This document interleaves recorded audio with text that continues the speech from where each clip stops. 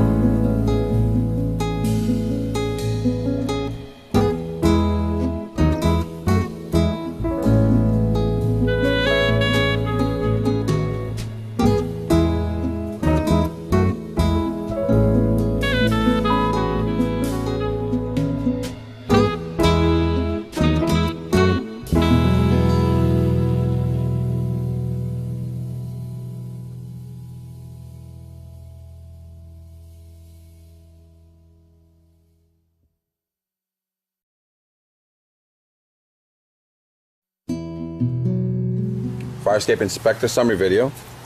We're here in Brighton, looking at a fire escape. First thing I need to talk about is the Mass Building Code. Mass Building Code 1001.3 says I must examine, test, or certify the fire escape every 5 years. This is just an examination. We cannot test or certify at this time. The fire escape has some structural issues. The fire escape is required to be structurally sound and be kept painted. So it has been kept painted, but there's some structural issues that are minor that needs to be done, and then we can issue an affidavit, or we can certify if we can rebolt some of the conditions that we are talking about.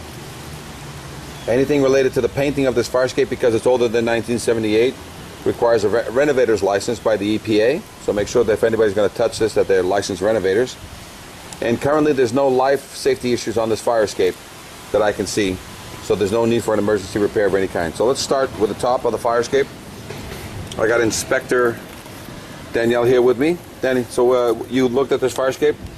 Yeah. And so just some standard stuff. We got some welds, we've got connections. How's the grading? The grading, it looks good. Looks good? But again, it's got the rod. We can't fix those, but that doesn't look like there's any major. But the supports, how's the supports? And the support, it's a little bit of rust on the top here. So that's just on the general maintenance and the painting? Yes, and the braces are welded. Yeah, and it's through bolted, correct? Still molded, yes. So in order for us to, we can render an opinion on the weld, or if we put a gusset there, we can certify, right? Yeah. If we there, we put a bolt down there, yeah. and we put a bolt here, we can certify. Otherwise, we can just only render an opinion. Yes. We've got some rust build up here, and there's no bolts. So we need, this is a welded piece. It's another welded piece here. So we need to clean this up, and we need to put a clip. Clip there.